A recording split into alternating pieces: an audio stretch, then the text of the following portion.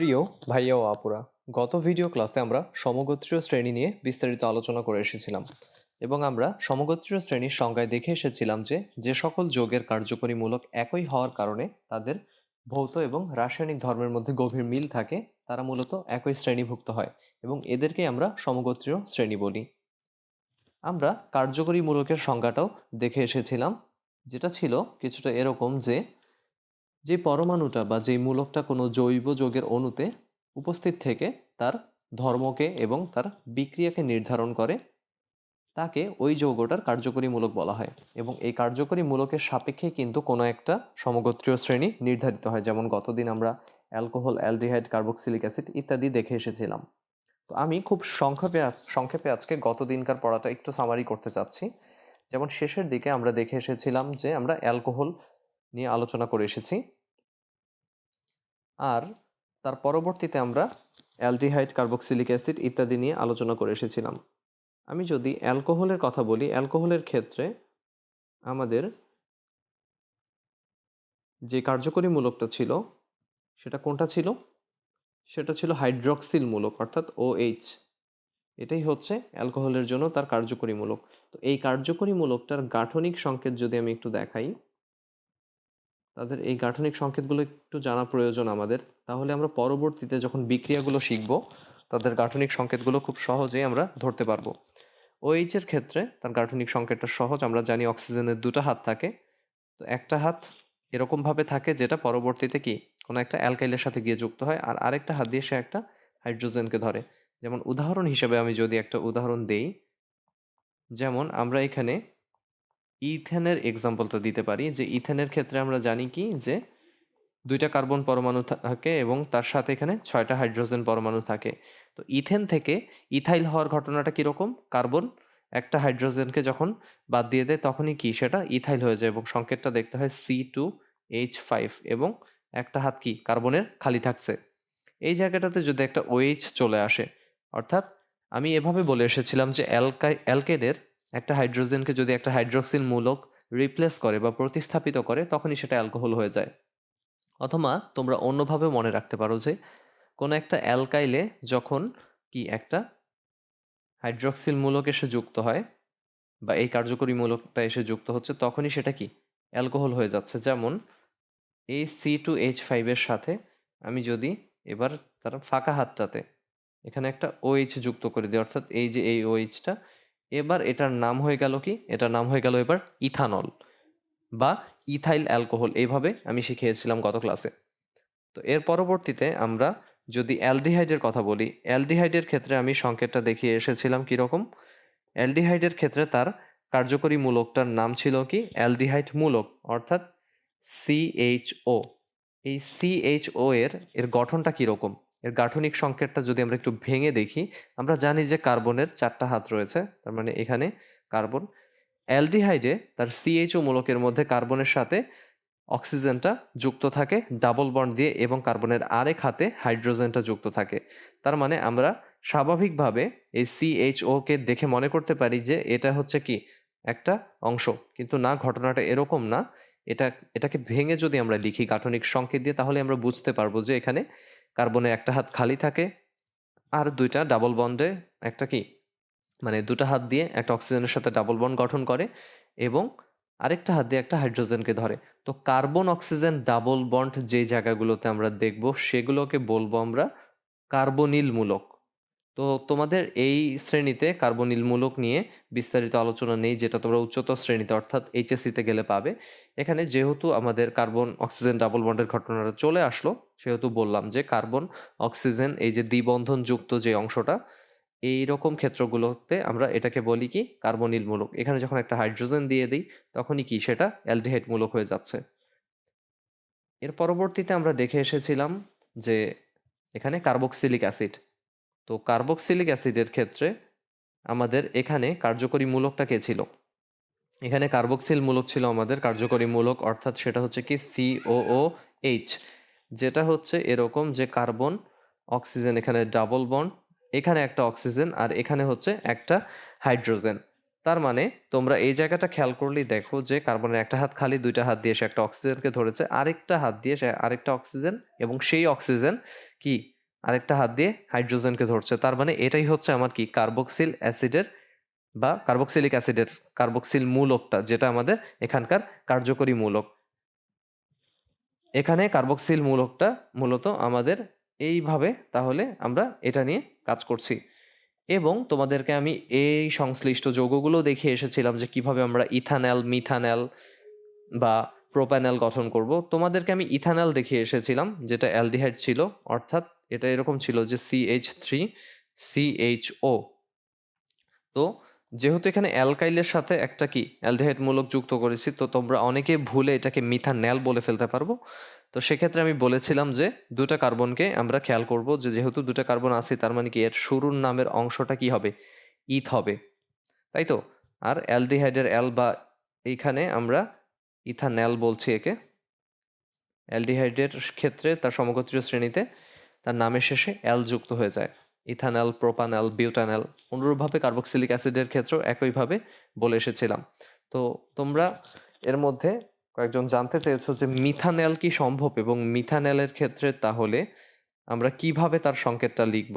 যেমন ইথানল হচ্ছে এটা CH3CHO, মিথানলের সংকেতটা হচ্ছে HCHO। এটাও একটা অ্যালডিহাইড, যেটাকে বলা হয় মিথানল বা ফর্মালডিহাইড। তো এটা হচ্ছে মিথানলের সংকেত। কিন্তু আবার আমরা পরবর্তী অংশগুলোতে চলে গেলে কি CH3 এর সাথে যখন CHO যুক্ত হচ্ছে তখন এটাকে বলছি ইথানল। আবার এরপরে আমাদের প্রোপানল, প্রোপানল হতে গেলে কি CH3CH2, তার মানে ইতিমধ্যে আমার এখানে অ্যালকাইল, ইথাইল অ্যালকাইলটা, তার সাথে CHO, তার মানে তিনটা কার্বন, তার মানে এটা হয়ে গেল কি প্রোপানল পরেরটা। ঠিক একইভাবে আমি এটাও দেখিয়ে এসেছিলাম যে কার্বক্সিলিক অ্যাসিডের ক্ষেত্রে এটা হচ্ছে কি, এটা হচ্ছে আমাদের ইথানয়িক অ্যাসিড, দুইটা কার্বন আছে। তাহলে আমাদের আরেকটা মিথানয়িক অ্যাসিডের কথা তোমরা জানতে চেয়েছো অনেকে। তো মিথানয়িক অ্যাসিডের সংকেতটা হচ্ছে এরকম HCOOH। তাহলে দেখো একটা কার্বন আর একটা কার্বন থাকলেই কি তার নামের শুরুর অংশটা হয় মিথ, দুইটা কার্বন হয়ে গেলে সেটা হয়েছে কি ইথ। তো এইভাবে আমি অ্যালডিহাইড আর কার্বক্সিলিক অ্যাসিডের নামকরণের ক্ষেত্রে ভিন্নতাটা দেখিয়ে এসেছিলাম। তাহলে চলো আজকে আমরা একটু নতুন টপিকে যাই। নতুন টপিকটা হচ্ছে আমাদের সম্পৃক্ত হাইড্রোকার্বন নিয়ে, অর্থাৎ এখন আমরা বা আমাদের এই চ্যাপ্টারের এই অংশটা থেকে আমরা মূলত আলোচনা করব আমরা যেই সমগোত্রীয় শ্রেণীগুলো সম্পর্কে জানলাম সেগুলো নিয়ে বিস্তারিত আলোচনা, তাদের বিভিন্ন ধরনের সংজ্ঞা, তাদের নামকরণ পদ্ধতি কিংবা তাদের প্রস্তুতি, রাসায়নিক বিক্রিয়া এগুলো নিয়ে আমরা আলোচনা করব। প্রথমেই আমরা অ্যালকেনের সংজ্ঞাটা একটু দেখে নেই। যে সকল হাইড্রোকার্বনের কার্বন শিকলে কার্বন কার্বন একক বন্ধন বিদ্যমান থাকে তাদেরকে আমরা অ্যালকেন বলি। তো অ্যালকেন সম্পর্কে আমরা সুপরিচিত কয়েকদিন ধরেই বা কয়েকটা ভিডিও ক্লাস ধরেই, তো এটা নিয়ে আমি আর আলাদা ব্যাখ্যা যাচ্ছি না। অ্যালকেনের সাধারণ সংকেত তোমরা জেনে এসেছো CnH2n+2, এবং এখানে n এর মানটা হচ্ছে ধনাত্মক পূর্ণ সংখ্যা, যেখানে তোমরা খেয়াল করে দেখো যে n এর মান 1, 2, 3, 4 ইত্যাদি হয়। এবং অ্যালকেনের ক্ষেত্রে যখন তুমি n এর মানটা বসাও সেই অনুযায়ী কি তোমার h এর মানটা বা h এর সংখ্যাটা নির্ধারিত হয়। n এর মান 2 বসালে h হয়ে যাবে কত 6, n এর মান 3 বসালে এখানে তাহলে মানে কার্বন যদি 3টি হয় কার্বন পরমাণু, তাহলে হাইড্রোজেন হয়ে যাবে কয়টি 8টি। এবং অ্যালকেন সমগোত্রীয় শ্রেণীটার ক্ষেত্রে তার প্রথম সদস্যটার নাম হচ্ছে মিথেন। আমি গত ভিডিও ক্লাসে বলে এসেছিলাম যে আমাদের সমগোত্রীয় শ্রেণীগুলোর ক্ষেত্রে কি একটা সাধারণ নাম থাকে, তাদের একটা সাধারণ প্রস্তুত প্রণালী থাকে, এবং তাদের ক্ষেত্রে ভৌত ধর্মের ক্রমান্বয়ে পরিবর্তন ঘটে এবং রাসায়নিক ধর্মগুলো একই রকম হয়। এবং পাশাপাশি দুটি গ্রুপের মধ্যে একটা সম্পর্ক আছে, যেটা একটু পরে আমি একটা টেবিল দেখানোর সময় বোঝাবো। তো আমরা একটু সামনের দিকে আগাই। প্রথম সদস্য বলে আমাদের সাধারণ সংকেতটাতে n এর মান যখন 1, তাহলে C1H4। তো এখানে আমরা C এর সাথে 1 লিখি না, বা কোনো পরমাণুর সংখ্যা একটা হলে সেটা আমরা লিখি না। এই জন্য আমরা এখানে মিথেনকে বলছি কি CH4, C1H4 না বলে শুধু CH4 বলছি। এই মিথেনের ক্ষেত্রে তার গাঠনিক সংকেতটা আমরা জানি কি, যে কার্বন তার 4টা হাত দিয়ে 4টা হাইড্রোজেন পরমাণুকে ধরে আছে, এবং তার মেইন স্ট্রাকচারটা কিন্তু দেখতে এরকম। অর্থাৎ আমি কিন্তু তোমাদেরকে যেই সরল যে অবস্থাটা সেটা বেশিরভাগ ক্ষেত্রে দেখাই। এই যে কার্বন, তার 4 হাতে 4টা হাইড্রোজেন, কিন্তু সত্যিকার অর্থে তার যে আসল স্ট্রাকচারটা সেটা দেখতে কিন্তু এরকম, অর্থাৎ চতুস্তলকীয় তার গঠনাকৃতিটা। এই চতুস্তলকীয় শেপটা বোঝাতে তোমাদের একটা অ্যানিমেশন দেখাচ্ছি। এই যে খেয়াল করে দেখো, এখানে তোমরা খুব সহজেই বুঝতে পারবে যে এটা হচ্ছে আমাদের সেন্টারের কার্বনটা, এটা হাইড্রোজেন হাইড্রোজেন হাইড্রোজেন হাইড্রোজেন, তার মানে চারদিকে 4টা হাইড্রোজেন। এবং খেয়াল করে দেখো এটা কিন্তু একটা 3D শেপ। আমরা আসলে যখন খাতায় লিখি কিংবা আমি এখন তোমাদেরকে স্ক্রিনে লিখে বোঝাচ্ছি, এখানে কিন্তু আমরা 3Dটা খুব একটা বোঝাতে পারি না। এটা হচ্ছে আসল 3D শেপ, আমরা এখানে 2D দেখাই বলতে গেলে, এবং এটাও আমরা বেশিরভাগ ক্ষেত্রে ব্যবহার না করে এটা দেখাই। কেন আমরা এইভাবে প্রকাশ করছি হাইড্রোকার্বনগুলোকে? তাদের কিন্তু বেশিরভাগ ক্ষেত্রে তাদের সংকেতটা কিন্তু এই ধরনের, কিন্তু আমরা প্রকাশের সুবিধার্থে বা সহজে লিখার জন্য আমরা এইভাবে সরল শিকলগুলো দেখাচ্ছি। কারণ তুমি যখন এখন তুমি মিথেনটাকে এইভাবে চাইলে দেখাতে পারো, কিন্তু যখন যৌগটা বড় হয়ে যাবে, অর্থাৎ 10 কার্বন বিশিষ্ট যে হাইড্রোকার্বনটা, তাদেরকে কিন্তু তুমি এইভাবে দেখাতে দেখাতে কিছুটা কি কমপ্লিকেটেড মনে হবে, কিছুটা হিজিবিজি মনে হবে। সেজন্য আমরা এরকম সরল শিকল দেখাই, অর্থাৎ সোজা সাপটা শিকল দেখাই। যেমন পেন্টেনের ক্ষেত্রেও আমরা দেখিয়েছি, আমি যদি একটা বড় যৌগে চলে যাই কি দেখাই, এইভাবে দেখাই, তাই তো? অর্থাৎ সোজা শিকলটা তাদের এভাবে নিয়ে গেলাম এবং এইভাবে তাদের হাতগুলো দিয়ে দিলাম। তো মূলত তাদের এই চতুস্তলকীয় শেপটাই হচ্ছে অরিজিনাল শেপ, অ্যালকেনের ক্ষেত্রে বলছি, আর এখানে বিশেষ করে মিথেনের ক্ষেত্রে বলছি। তো এভাবেই মূলত যৌগগুলো সংগঠিত হয়। তো আমরা এখানে আমাদের ব্যবহারের সুবিধার্থে বা লিখার সহজ করার জন্য এরকম সরল শিকলগুলো দেখাই বা এরকম সরলভাবে উপস্থাপন করি। আসলে তাদের স্ট্রাকচারটা, বিশেষ করে এখানে যে মিথেনের স্ট্রাকচারটা, সেটা হচ্ছে চতুস্তলকীয়। আবার তোমার এখানে যখন অ্যালকিনের ক্ষেত্রে চলে আসে, সেখানে ডাবল বন্ড চলে আসে, কিংবা অ্যালকাইনের ক্ষেত্রে ট্রিপল বন্ড চলে আসে, সেক্ষেত্রে গঠনের ক্ষেত্রে কিছুটা ভিন্নতা চলে আসে, তাদের নামগুলো ভিন্ন রকম হয়ে যায়। তো এই গঠনগুলো বা এই সংকরণগুলো, এটাকে হাইব্রিডাইজেশন বা সংকরণ বলা হয়। এই যে বিভিন্ন ধরনের যৌগ গঠনের যেই জিনিসটা বা কিভাবে তারা গঠিত হচ্ছে, এটা তোমরা এইচএসসিতে গেলে খুব সহজে বুঝতে পারবে। আমরা এইচএসসিতে ফার্স্ট ইয়ারে এটা পড়িয়ে দিই চ্যাপ্টার 3-তে। তো আমরা আর কথা বাড়াচ্ছি না এটা নিয়ে, আমরা একটু পরের অংশটাতে চলে যাই। এখানে তো প্রথম সদস্যটা ছিল আমাদের এন এর মান 1, তার মানে কার্বন একটা হাইড্রোজেন 4টা। দ্বিতীয় সদস্য এন এর মান 2 এবং এর নামটা হচ্ছে ইথেন। ইথেনের সংকেত আমরা জানি ইতিমধ্যেই, C2H6। এবার অ্যালকেনকে আমরা বলে এসেছি সম্পৃক্ত হাইড্রোকার্বন, কারণ অ্যালকেনের এই বন্ধনগুলো বা কার্বনের সাথে অন্যান্য যৌগের বন্ধনগুলো ভাঙা অনেকটা কঠিন, এবং অ্যালকেন রাসায়নিকভাবে অনেকটা নিষ্ক্রিয়। কারণ কি, তাদের কার্বনের 4 হাতেই কি 4টা হাইড্রোজেন বা অন্যান্য মৌল যুক্ত থাকে। তো এজন্য এদেরকে বলা হয় প্যারাফিন। প্যারাফিন মানে হচ্ছে আসক্তিহীন, তার মানে অন্যান্য মৌল বা মূলকের সাথে তার আসক্ত হওয়ার বা তার যুক্ত হওয়ার প্রবণতাটা নেই বললেই চলে। এবার আমরা অ্যালকেনের নামকরণে চলে যাব। আইইউপিএসসি পদ্ধতিতে অ্যালকেনের যে নামকরণের নিয়ম সেটা আমরা দেখব 2টা স্টেপের মাধ্যমে। আইইউপিএসসি এর পূর্ণরূপটা তোমাদের জেনে রাখা উচিত, international union of pure and applied chemistry. সরল শিকল বিশিষ্ট অ্যালকেনে 1 কার্বন বিশিষ্ট অ্যালকেনকে আমরা মিথেন বলে থাকি, 2 কার্বন বিশিষ্ট অ্যালকেনকে ইথেন, 3 কার্বন বিশিষ্ট অ্যালকেনকে বলা হয় প্রোপেন, এবং 4 কার্বন বিশিষ্ট অ্যালকেনকে আমরা বলি বিউটেন। তো এদের এই নামটার ক্ষেত্রে আমি তোমাদের প্রথমেই বলে এসেছি যে এই নামটা নির্ধারিত হয়, আমরা কিছু গ্রিক সংখ্যাসূচক শব্দের শেষে এন যুক্ত করে দিই। অর্থাৎ আমরা এখানে এই যে খেয়াল করে দেখো, আমি প্রথম ক্লাসের দিকগুলোতেই বলে এসেছিলাম যে মিথ মানে কি, এটা মানে হচ্ছে C1, মানে একটা কার্বন। একটা কার্বন থাকলে তার নামের শুরুর অংশটা হয় মিথ, 2টা কার্বন হলে তার নামের শুরুর অংশটা হয় ইথ। ঠিক অনুরূপভাবে 3টা কার্বন হলে তার নামের শুরুর অংশটা হয় প্রোপ, এবং 4টা কার্বন হলে তার নামের শুরুর অংশটা হয় বিউট। ঠিক এভাবে আমরা এগোতে থাকি পেন্ট, হেক্স, হেপ্ট, অক্ট, নন, ডেক। এবং যেহেতু তার সমগোত্রীয় শ্রেণীটা হচ্ছে কে অ্যালকেন, তো এই অ্যালকেনের নামের শেষে কে আছে, নামের শেষে এন আছে, তাহলে মিথের সাথে আমরা যদি এন যুক্ত করি তাহলে সেই নামটা কি হয়ে যায়, সেই নামটা হয়ে যায় মিথেন। আবার ইথের সাথে এন যোগ করলে ইথেন, এইভাবে প্রোপেন, বিউটেন, এইভাবে আমরা দেখে থাকি। তাহলে এখানে আমরা দুইটা যৌগ দেখতে পাচ্ছি। এখানে খেয়াল করে দেখো যে আমরা যখনই কোনো একটা জৈব যৌগ বা হাইড্রোকার্বনের নামকরণ করব, আমরা মূলত কার্বন সংখ্যাটা গুণে দেখব এবং খেয়াল করে দেখব যে কয়টা কার্বন এবং সেখানে কি কার্যকরী মূলক রয়েছে। এখানে খেয়াল করে দেখো 3টা কার্বন বিশিষ্ট একটা সরল শিকল দেখানো হচ্ছে, যেখানে অন্য কোনো কার্যকরী মূলক, ডাবল বন্ড বা ট্রিপল বন্ড নেই। তার মানে বুঝতে আমাদের বাকি রইল না এটা হচ্ছে কি একটা অ্যালকেন হবে। আবার পাশেরটাতে খেয়াল করে দেখো, এখানেও কি 4টা কার্বন আমরা দেখতে পাচ্ছি।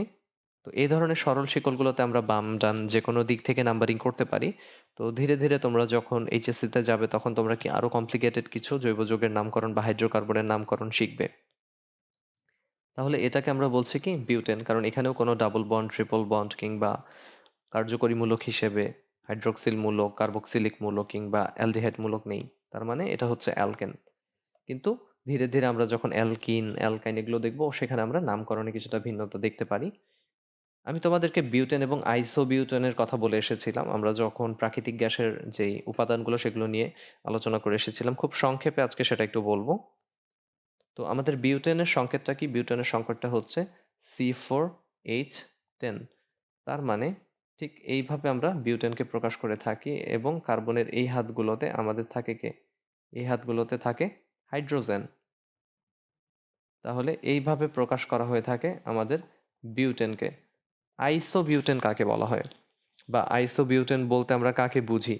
আইসোবিউটেন বোঝাতে গেলে আমাদের একটু আইসোমারের দিকে যেতে হবে, যেখানে আমরা কথা বলবো মূলত কি নিয়ে? বিউটেনের ক্ষেত্রে আইসোবিউটেন বা আইবিউটেন যেটাকে বলা হয় সংক্ষেপে। আমি যদি খুব সংক্ষেপে এখানে খেয়াল করে দেখো, 4টা কার্বন তাদেরকে সোজাসুজি রেখে দিয়েছি। এবার আমি যদি তার এই পাশের অংশটাকে তুলে নিয়ে আসি, এই পাশের অংশটাকে কোথায় তুলে নিয়ে যাব? এই পাশের অংশটাকে এই জায়গাটাতে রিপ্লেস করতে চাচ্ছি। তাহলে ঘটনাটা কিরকম দাঁড়াবে একটু খেয়াল করে দেখো। এই জায়গাটাতে আমার একটা CH3 চলে আসলো, মানে এই পুরো জিনিসটাই তো CH3। আর এখানে আমি এই হাইড্রোজেনটাকে এখানে নিয়ে যাচ্ছি আর এই পুরো CH3টাকে এই হাতে, এই কার্বনের এই জায়গাটাতে নিয়ে যাচ্ছি। উপরের অংশটা মুছে দিই। তাহলে এখানে চলে আসলো কে? এখানে চলে আসলো আগের এই একটা হাইড্রোজেন, তাই তো? তো আমি তাহলে একবারেই দেখাই এটা। এই হাইড্রোজেনটা আর এই পাশে CH3, এই পাশেও রইলো আমার CH3, এভাবে দেখালাম। তাহলে খেয়াল করে দেখো যে আমাদের এটাও কিন্তু বিউটেনই আছে। কিভাবে? তুমি কার্বন গুণে দেখো, এখানে 4টা কার্বন, এখানে হাইড্রোজেন কয়টা? 10টা। তাহলে পার্থক্যটা কোথায়?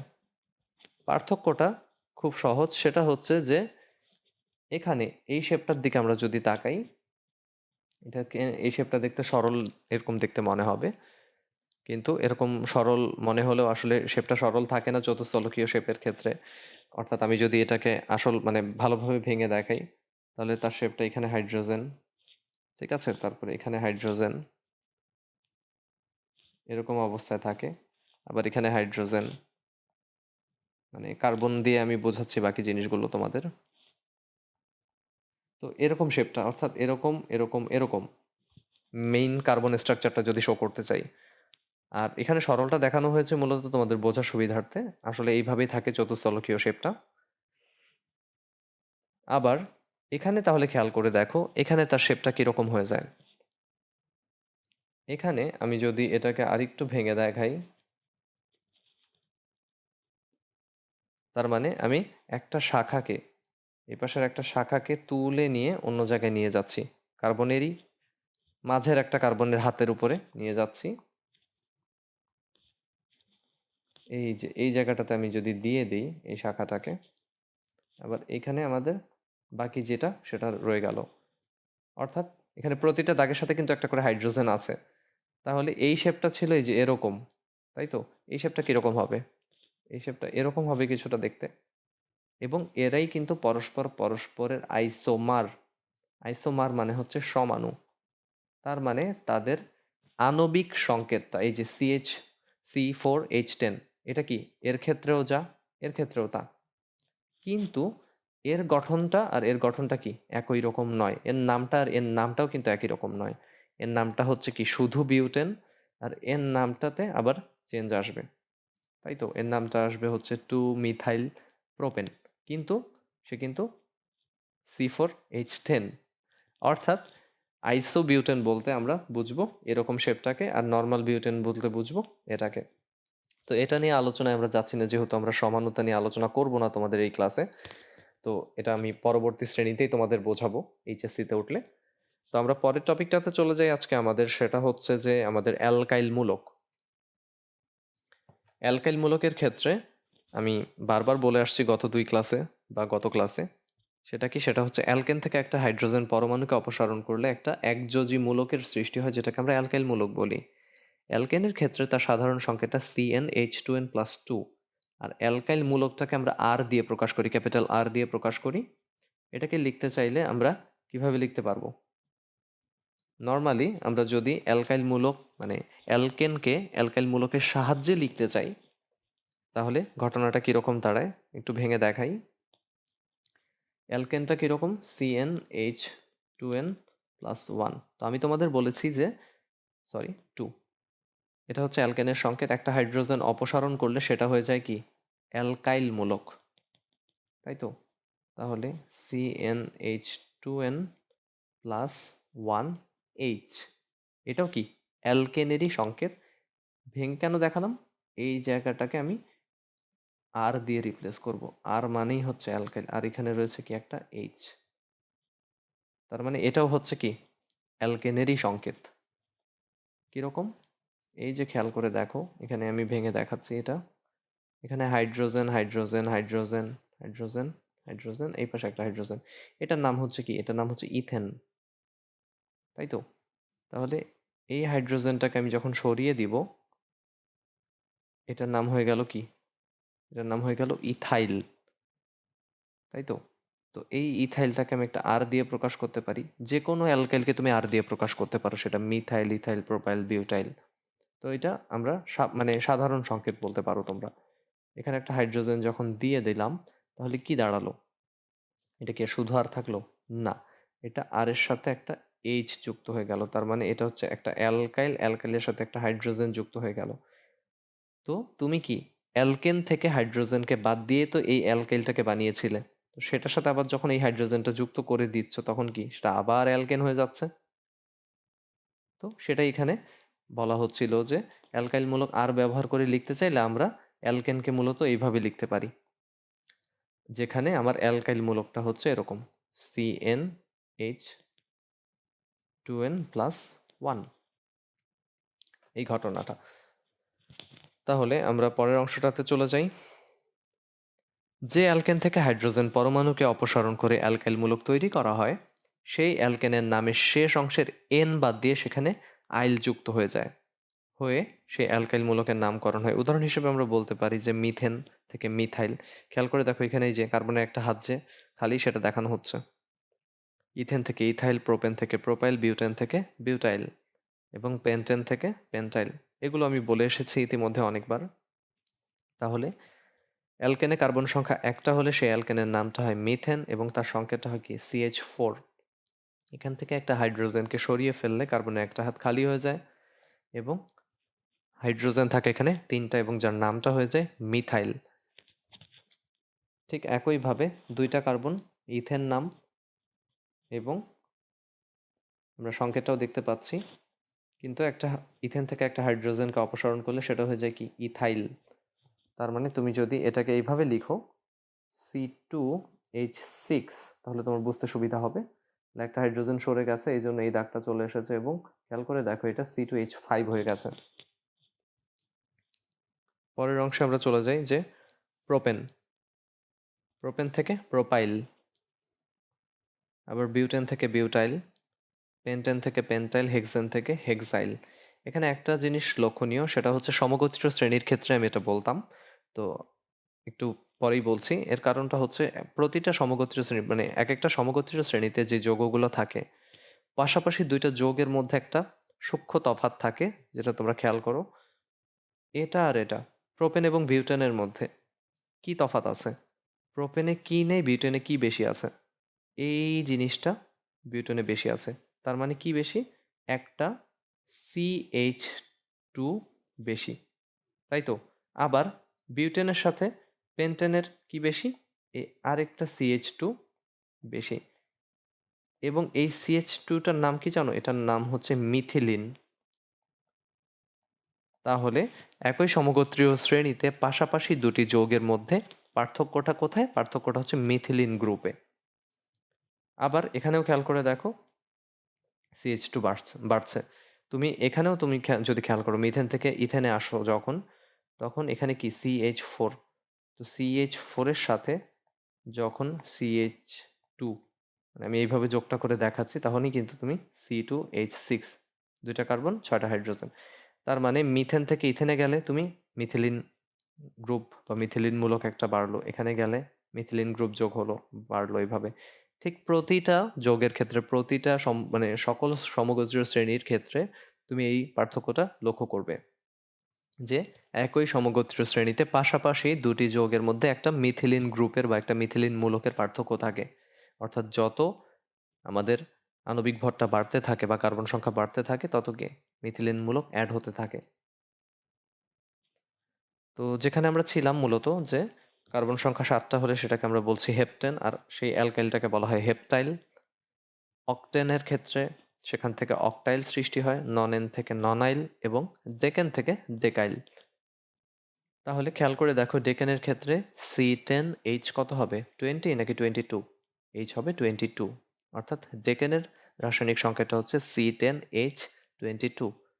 তাহলে অ্যালকাইলটা কি হবে? ডেকাইল। তাহলে এটা কি আর 22 হবে না? একটা হাইড্রোজেন সরে যাবে অ্যালকাইলের ক্ষেত্রে, আমরা জানি। তাহলে ডেকাইল। তো এই ছিল আমাদের সম্পৃক্ত হাইড্রোকার্বন, যেখানে আমরা অ্যালকেন নিয়ে আলোচনা করছি এবং আজকে আমরা অ্যালকাইল পর্যন্ত আলোচনা করলাম।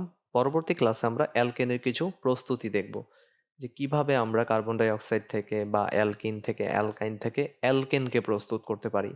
এবং এই প্রস্তুতিগুলো তোমরা খুব ভালো করে লক্ষ্য করবে, কারণ এগুলো থেকে উদ্দীপক হয় তোমাদের এই চ্যাপ্টারের সৃজনশীলগুলোতে।